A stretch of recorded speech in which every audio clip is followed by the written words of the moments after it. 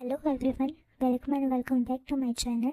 तो आज मैं आपके साथ यूएनआई का 11th पार्ट शेयर करने जा रही हूँ। अगर अच्छा लगे तो please like comment and share ज़रूर करिएगा और चैनल को भी सब्सक्राइब ज़रूर कर लें। तो चलिए पार्ट स्टार्ट करते हैं। बहुत तेज़ बारिश हो रही थी, बिजली कड़क रही थी और उस तेज बारिश में दो लोग एक दूसरे की एम्बुलेंस में थे, जिसमें से एक अपने में छिपा दर्द बता रहा था तो दूसरा उसके दर्द को फील करके उसे संभाल रहा था। तभी फांगची कहता है, बस फिंग, तुम्हें आगे बोलने की जरूरत नहीं है। इस पर फिंग उससे अलग होकर उसका हाथ पकड़कर कहता है, नहीं नंजा, मुझे बोलने दो। मैं इतने सालों से ये दर्द अपने सीने में दबाए हुए हूँ, अब ये दर्द और नहीं संभाला जाता। तभी वांगजी विंग के आंसुओं को पोंछते हुए कहता है, ठीक है, तुम अपना पेन बाहर निकाल सकते हो, मैं तुम्हें संभाल लूंगा। तभी विंग वांगजी को एक टूटी सी स्माइल देता है और कंटिन्यू करते हुए बोलता है, मैं वही माँ की शव के पास रोते रोते बेहोश हो गया था। जब आंख खुली तो मैं वैनी के घर पर था। एक दिन के बाद मुझे होश आया था। मेरे पास वैनिंग बैठा हुआ था। वो मुझे होश में आकर बहुत खुश हो गया और मेरा हाल पूछ रहा था, पर मैं मेरी फैमिली के साथ जो हुआ उसी के बारे में सोच रहा था। ये कहकर भी उस टाइम को सोचता है। जब उसे होश आया और वेंडिंग उसके पास था, तभी उसे गिरने की कुछ आवाज आती है दूसरे रूम से। वेंडिंग ये कहकर बाहर चला जाता है कि वो देख कर आता है क्या हुआ। विंग को अब किसी के जोर जोर से चिल्लाकर बात करने की भी आवाज आना शुरू हो जाती है, तो वो भी उठकर बाहर जाता है। थोड़ा आगे जाने के बाद उसे क्लियरली सुनाई दिया जा रहा था कि वेंडिंग के पेरेंट्स झगड़ रहे थे। वेंडिंग के फादर कहते हैं, बस करो, धीरे से बोलो, विंग सुन लेगा। डॉक्टर भी कहकर गए ना कि उसे कोई किसी भी टाइम होश आ जाएगा। तभी मिसेस फेन कहती है, अगर सुनता है तो सुन ले, मैं बस क्यों करूं, सच्ची बोल रही हूँ ना मैं। वो लड़का एक मुसीबत है जिसे तुम घर पर उठा कर ले आए हो। अगर उसके माँ बाप मर गए तो इसमें मैं क्या करूं। उसकी माँ को दफन कर दिया है ना हमने, इतना बहुत है। अब हम क्यों किसी के बच्चे के बोझ उठाएं। जाओ और उसे किसी अनाथ आश्रम में छोड़ कर आओ। मैं किसी और के बच्चे की जिम्मेदारी नहीं उठाऊंगी। और मैं अच्छे से जानती हूँ कि तुम उस कांस्य सैंडल को पसंद करते थे, तुम्हें बहुत अच्छी लगती थी ना, एक आदर्श वाइफ। और अब उसके बच्चे को तुम अपने घर में लेकर आ गए हो। अब उसे पढ़ाओगे लिखाओगे भी और बाद में उसमें अपनी प्रॉपर्टी का भी हिस्सा दे दोगे, है ना। पर कान खोल कर सुन लो, मैं ऐसा होने नहीं दूंगी। बाकी सब बातें तो दूर, मैं उसे अपने घर में एक पल के लिए भी और रहने नहीं दूंगी। मैं आखिरी बार कह रही हूँ, उस लड़के को उठाओ और किसी अनाथ आश्रम में फेंक आओ। इस पर मिस्टर वन कहते हैं, बस करो, ये क्या नापशा बोले जा रही हो, तुम्हारे दिमाग में ये क्या चलता रहता है। हाँ, तुम क्या फालतू में चीजें अपने दिमाग में भर कर रखी हुई हो। तभी मिसेस वेन कहती है, अच्छा तो तुम्हें अब ये सब फालतू लग रहा है। मैं भी तुम्हारे लिए एक फालतू की ही चीज होगी ना, है ना। गलती तो मेरी ही है जो आज तक सब कुछ नजरअंदाज कर दे हुई ना। अब नहीं, तुम रखो उस अनाथ को अपने पास और दो उसे एक बाप का प्यार। मैं अपने बच्चे को लेकर ये घर छोड़कर चली जाऊंगी। ऐसा कह के वो एक बैग निकालती है और अपने कपड़े पैक करने लगती है। फ्रेंड फ्रस्ट्रेशन में अपना सर मलते हैं और मिसेस वेन को फिर से मनाने की ट्राई करते हैं। पिंक की आंखों में आंसू आ गए थे और वो वहां से चुपचाप निकल आता है। थोड़ी दूर रात जाने के बाद उसे वेनिंग की आवाज आती है जो भागकर उसके पास आ रहा था। तभी विंग कहता है, वेनिंग। वेनिंग अपने सर झुकाकर कहता है, आई एम सॉरी विंग। तभी विंग एक स्माइल करता है, कहते हैं, तुम्हें माफी मांगने की जरूरत नहीं है। तभी वेनिंग आंसू भरी नजरों से विंग को देखता है और कुछ पैसे विंग को देते हुए कहता है, मैं बस तुम्हारी इतनी ही मदद कर सकता हूँ और प्लीज ना मत बोलना इसके लिए, तुम्हें हमारी दोस्ती का वास्ता। वेन विंग वो मनी एक्सेप्ट कर लेता है और कहता है, क्या तुम्हें पता है अंकल वेन ने मेरी मॉम को दफन कहाँ किया है। वेनिंग नोट करता है और विंग को उस जगह ले जाता है जहाँ उसकी मॉम को दफन कर दिया गया था गांव वालों ने मिलकर। विंग कहता है, वहाँ थोड़ी देर रुकने के बाद मैं बस में बैठ गया था बिना मंजिल तय किए, और बस मुझे यहाँ इस शहर में ले आई जहाँ मैं 4-5 दिन भटकता रहा, ऐसे ही भूखा प्यासा। मुझे कोई काम भी नहीं दे रहा था और इस शहर का मुझे कुछ पता भी नहीं था, लेकिन मुझे जीना था अपने माँ बाबा की उस आखिरी ख्वाहिश के लिए। पर ये भूख और प्यास मुझे दिल दिल कर मार रही थी और एक दिन भूख से बेबस होकर मैंने खाना चुराया, लेकिन मुझे दुकानदार ने देख लिया और मुझे वो मारने लगा। तभी वहाँ मुझे ग्रैंडमा ने बचाया, वो मुझे अपने साथ ले आई। ये फैमिली के नाम पर सिर्फ एक ही बेटा था का बेटा विदेश गया था और वहीं का होकर आ गया था। बस इतना ज़रूर कर देता था कि अपनी माँ के खाने के लिए पैसे ज़रूर भेज देता था। पर वो बहुत अकेली थी और यहाँ मैं भी बहुत अकेला। हम दोनों एक दूसरे का सहारा बन गए थे। मैं सिर्फ उनको अपने बारे में इतना ही बताया था कि वो अकेला है। बाद में उन्होंने मुझे एक ओल्ड एज हाउस में केयर टेकर की जॉब दिलाई। उन्होंने कहा वो अक्सर यहाँ आया जाया करते थे, कम से कम उन्हें यहाँ पर कोई बात करने के लिए तो मिलता था। फिर मैं वहाँ पर काम करने लग गया। मेरी ज़िंदगी ऐसे ही चल रही थी। फिर जब मैं 19 साल का हुआ, मुझे अच्छे से याद है वो दिन। उस दिन मेरा बर्थडे था। मैंने तुम्हें देखा टीवी पर लैंड कॉर्पोरेशन के सीईओ के रूप में। मैं तुम्हारे पास आना चाहता था, तुम्हें गले लगाना चाहता था, तुम्हें बताना चाहता था कि मेरे साथ क्या क्या हुआ। मैं तुमसे गले लगकर रोना चाहता था और तुम्हें ये भी बताना चाहता था कि मैंने तुम्हें बहुत मिस। लेकिन मेरे सारे ख्यालातों पर पानी फिर गया जब मैंने तुम्हारे साथ उस वैन रहमान को भी देखा। मैं बहुत डर गया था। मैंने सोचा अगर मैं तुम्हारे पास चला गया और अगर वैन रहमान ने मुझे पहचान लिया तो वो तुम्हें भी मुझसे छीन लेगा लंजा। मैं बहुत डर गया था उस टाइम। मैं वहाँ से भाग आया। मैं तुम्हारे पास नहीं गया लंजा। उस दिन मैं बहुत टूट गया था। मैंने अपने प्यार को भी खो दिया उस वैन रहमान की वजह से, और उस दुख में मैं भागता हुआ एक ब्रिज पर आ गया। मैं वहीं बैठा अपनी किस्मत पर रो रहा था कि मुझे एक बच्चे की रोने की आवाज़ आई। मैं उस आवाज़ का पीछा करते हुए ब्रिज के नीचे उतरा तो मुझे एक बच्चा झाड़ियों में मिला। 1 मंथ का था वो बच्चा जिसे उसे कोई छोड़कर वहाँ चला गया था। मैं उसे अपने साथ ले आया। मैंने उसका नाम आईवन रखा और मैंने और ग्रैंडमा ने मिलकर उसे पाला। पर इसके साथ ही मुझे अब आईवन के फ्यूचर की टेंशन होने लगी, क्योंकि ऐसे केयर टेकर मेरी इतनी सैलरी नहीं थी कि मैं आईवन को एक बेटर फ्यूचर दे सकूं। फैसिलिटी प्रोवाइड कराना मेरी जिम्मेदारी थी।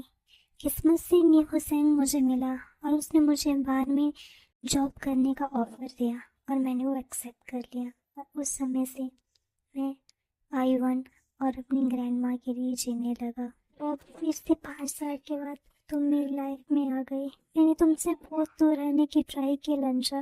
मैं तुम्हें प्रकट होते नहीं देखना चाहता था, लेकिन तुम्हारा प्यार मुझे तुमसे दूर रहने नहीं दिया उसने, और मैं तुम्हारे साथ फिर से रिलेशन में आ गया। लेकिन देखो, मेरे आते ही तुम्हारी जान पर बनाई रंजा।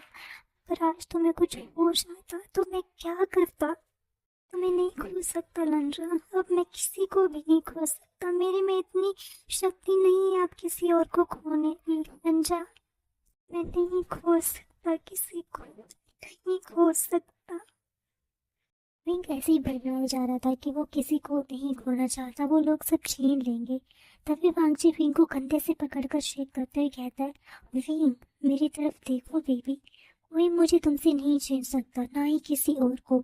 अब तुम किसी को भी नहीं खोगे, मैं हूं ना, मैं सब ठीक कर दूंगा। तभी विंग कहता है, पर लज्जा वो वांगजी विंग के लिप्स पर फिंगर रखकर कहता है, कोई नहीं, कोई भी नहीं, सिर्फ मैं हूँ। तुम्हें मुझे याद रखना है, सिर्फ मैं हूँ यहाँ, सब ठीक कर दूंगा मैं। तुम मुझ पर ट्रस्ट करते हो ना? तभी विंग जोर जोर से हाँ में नोट करता है। वांगजी विंग के गालों को कैरेस करते हुए कहता है, तो बस मुझ पर ट्रस्ट रखो और सिर्फ मुझे याद रखो, बाकी मैं सब संभाल लूँगा। वांगजी विंग के माथे पर किस करता है और उसे गोद में उठाकर वॉशरूम में ले आता है। वांगजी कहता है, बात ले लो वरना तुम बीमार पड़ जाओगे। ये कहकर वांगजी बाथटब में विंग को रख देता है जिसमें वो वाटर था। वांगजी बाहर जाने लगता है, पर विंग वांगजी का हाथ पकड़ कर लेता है और कहता है, मुझे छोड़कर मत जाओ। जी बाथटब की साइड पर बैठकर विंग के हाथ पर किस करता है और कहता है, बावे अगर मैं यहाँ रहा तो मैं खुद पर कंट्रोल नहीं कर पाऊंगा और फिर पूरी रात मैं तुम्हें नहीं छोड़ने वाला। और अभी मैं ऐसा नहीं कर सकता क्योंकि मुझे तुम्हें अभी सूप भी पिलाना है। इस सर्दी से बचाने के लिए विंग शाइनेस में अपनी आंखें नीचे कर लेता है। वांगजी को ये देखकर अच्छा लगा कि उसके इस मुश्किल से बोले हुए जोक के कारण विंग का मूड थोड़ा एनलाइटन हुआ है। वांगजी कंटिन्यू करते हुए कहता है, अब पर अगर फिर भी तुम चाहो तो। तभी विंग वांगची को कट करके बोलता है शेमलेस। वांगची चकल करता है और विंग के गाल को किस करते हुए कहते हैं I love you wing. Wing भी वांगची को उस प्यार से कहते हैं आई लव यू लज्जा। थोड़ी देर के बाद विंग और वांगची के बेड पर थे। वांगची ने दूसरा वॉशरूम यूज किया था और अभी सूप रेडी करके विंग के और अपनी हेयर ड्राई करके वो विंग के साथ हर्बल सूप पीता है। सूप पीने के बाद विंग लेट जाता है और वांगची दोनों वो टेबल पर रखकर नाइट लाइट ऑन करके विंग के साथ लेट जाता है। वांगची विंग को अपनी बाहों में भर लेता है और वो दोनों एक दूसरे को कडल करके सो जाते हैं। लेकिन कोई था जो सो नहीं पा रहा था, जिसने अपने पूरे रूम के सामान को तोड़ दिया था, जो कि शॉफी थी, जो अपने रूम का मिरर तोड़कर कहती है क्यों क्यों क्यों क्यों वांगची क्यों, आखिर क्यों, क्या है उस विंग में जो तुमने उसे बचाने के लिए अपनी जान तक की परवाह नहीं की। क्यों तुम उसके पीछे इतने पागल हो। मैं तुम्हारे पीछे इतने सालों से घूम रही हूँ, तुम मुझे नोटिस क्यों नहीं करते। आखिरकार उस विंग में तुम्हारे लिए इतना इम्पोर्टेंस क्यों है, क्यों करते हो तुम मुझसे इतना प्यार। नहीं, तुम सिर्फ मुझसे प्यार करते हो, तुम मुझसे प्यार नहीं करते। मुझे पता है तुम उसकी दोस्ती को प्यार समझ बैठे हो। कोई नहीं, मैं जल्द ही तुम्हें उससे दूर कर दूंगी। हाँ, मैं दूर कर दूंगी उससे तुम्हें। सिर्फ तुम मुझसे प्यार करोगे, सिर्फ मुझसे। पर मैं सब क्या करूं, ये सब क्या। शॉफी ये बोलते बोलते रुक जाती है और कुछ सोचने के बाद बोलती है मुझे पता है मुझे अब क्या करना है। हमें नेक्स्ट मॉर्निंग का सीन दिखाया जाता है जहाँ एक रूम में दो लोग बड़े आराम से एक दूसरे को हक किए सो रहे थे। तभी खिड़की से आती धूप वांगची को जगा देती है। आँख खोलने के बाद वांगची देखता है कि उसकी पूरी दुनिया, उसका प्यार उसके बाहों में कितने प्यार से सोया हुआ है। वांगची एक प्यारी से स्माइल करता है और विंग के माथे पर किस करता है। फिर वो फ्रेश होकर किचन में कुछ बनाने के लिए चला जाता है। तब तक विंग भी उठ जाता है। विंग आज बहुत सुकून की नींद सोया था, इसलिए उठकर खुद को वो बहुत फ्रेश फील पाता है। वो उठकर बैठ जाता है। तब तक रूम का डोर ओपन होता है। वांगची ट्रे में ब्रेकफास्ट लेकर आते हुए कहते हैं गुड मॉर्निंग बाबूजी। वो टेबल पर ब्रेकफास्ट रखकर विंग को किस करता है। विंग कहता है मैं अभी फ्रेश होकर आता हूँ। थोड़ी देर में विंग फ्रेश होकर आ जाता है। वो दोनों ब्रेकफास्ट करते हैं। तभी विंग की नज़र क्लॉक पर जाती है जिसमें 10 बज चुके थे। तभी विंग कहता है ओ शिट 10 बज के आई वन। विंग को वांगची अपनी किस से चुप कराते हुए बोलते हैं मेरा मोस्ट ट्रस्टेबल बॉडीगार्ड आईवन को स्कूल छोड़कर आ चुका है और तुम आज जॉब पर नहीं जाओगे, ये भी मैंने ओल्ड एज हाउस में इन्फॉर्म कर दिया है। हम लोग किसी से मिलने जा रहे हैं, ठीक है। वांगची विंग के चीक्स को कैरेस करते हुए ये सब बोल रहा था। विंग वांगची के टच में लीन हो जाता है और नोट करता है। अब हमें सीन शिफ्ट करके एक मैंशन का सीन दिखाया जाता है जिसके हॉल में सब लोग बहुत डरे हुए थे। सामान इधर उधर बिखरा पड़ा था। सोफे पर एक आदमी हाथ में गन लिए अपने आगे फर्श पर बैठे हुए इंसान को घूरे जा रहा था गुस्से में। वो इंसान डर से कांप रहा था और कह रहा था मास्टर, मैंने पूरी कोशिश की यंग मास्टर को जेल से निकलवाने की, लेकिन उस पर केस वांगची ने किया है। सारे सबूत उनके खिलाफ है। पर आप चिंता मत करिए, मैं अपनी उससे पूरी कोशिश करूंगा जल्द से जल्द यंग मास्टर को जेल से निकालने की। फिर वो पर्सन जो कि और कोई नहीं वैन हान था बोलता है कल से तुम कोशिश ही कर रहे हो, लेकिन तुम्हारी उस कोशिश का क्या हुआ। मेरा बेटा पूरी रात उस जेल में रहा। किस नाम के वकील हो तुम, जो मेरे बेटे को जेल से रिहा तक नहीं करा सकते। अगर तुमसे इतना काम भी नहीं हो सकता तो मुझे तुम्हारी जरूरत नहीं है। ऐसा कह के वैन अपनी गन को उस वकील के सर पर पॉइंट कर देता है। तभी वहाँ उसका एक बॉडीगार्ड आकर बताता है कि उससे मिस्टर शॉव की बेटी मिलने आई हुई है। वैन उससे अंदर बुला लेता है। वो दोनों वैन की स्टडी में होते हैं जहाँ शॉफी उसे विंग यानी कि वेवुशन के बारे में बता देती है। पूरी बात जानकर वैन स्मिक करता है और वो लोग आगे का प्लान बनाते हैं। अब हमें सीन नीमेंशन का दिखाया जाता है जहाँ विंग, वांगची, नीविंजे और नीहसेंग बैठे हुए थे उनके गार्डन एरिया में। जहाँ नीविंजे कहते हैं हाँ, वेवुशन ने मुझे पूरी सच्चाई बहुत पहले ही बता दी थी और तब से हम लोग वैन के अगेंस्ट सबूत जटाने में लगे हुए हैं। तभी उन्हें पीछे से एक आवाज़ सुनाई देती है जो बोल रहा था और हमें वो सबूत मिल गया है। वो चारों पीछे देखते हैं जहाँ से वैनिंग चला आ रहा था। वो बोलता है जब विंग के फैमिली के साथ वैन ने वो सब किया था वहाँ कोई था जिसने सब देखा, लेकिन डर के मारे वो आज तक चुप रहा। लेकिन एक दिन नशे की हालत में उसने सबक दिया। इस पर से मेरे बाबा वहीं से गुजर रहे थे जब उन्होंने उसे शराब के नशे में आन झांसे की खबर पर माफी मांगते हुए सुना। वो इतने सालों से गिल्ट में जी रहे थे और तुम्हें वो ढूंढ भी रहे थे विंग। तभी वांग जी कहता है, तुम भी एक वैन हो ना? वैनिंग कहता है, हाँ, मेरे फादर और वैन हॉर्न कजन्स थे, पर मेरे फादर ने वैन हॉर्न के सारे रिश्ते तोड़ लिए थे उनके गलत कामों की वजह से, और युनमिंग में एक नई जिंदगी की शुरुआत की थी। लेकिन पता नहीं था कि वैन हॉर्न का साया वहाँ भी आ जाएगा और मेरे बेस्ट फ्रेंड की लाइफ को वो यूं तबाह कर देगा। आई एम सॉरी विंग, मुझे नहीं पता था कि तुम्हारी इस हालत का जिम्मेदार मेरे अंकल है। तभी विंग कहता है, वैनिंग, तुम सॉरी क्यों बोल रहे हो? तुम्हारा और उनका कोई मेल नहीं। वो लोग गुनहगार हैं जिनको अब सजा मिलकर रहेगी। तुम वो हो जिसकी वजह से मैं यहाँ तक पहुँचा। तुम्हारे उन पैसों की मदद से मैं इस शहर में आ सका जहाँ मुझे जीने की उम्मीद मिली।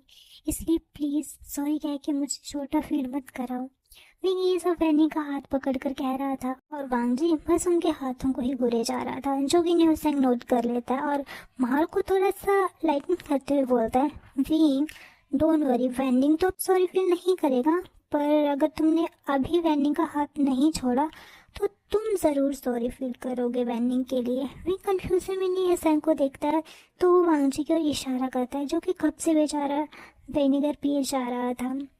वांग जी को ऐसा देखकर विंग स्माइल करता है और वांग जी के चीक पर किस कर देता है, जिससे वांग जी के कान लाल हो जाते हैं। सब लोगों के फेस पे स्माइल आ जाती है हमारे इस क्यूट कपल को देखकर। तो हे गाइस, आज के लिए बस इतना ही। मिलते हैं नेक्स्ट पार्ट में, तब तक के लिए बाय बाय, टेक केयर।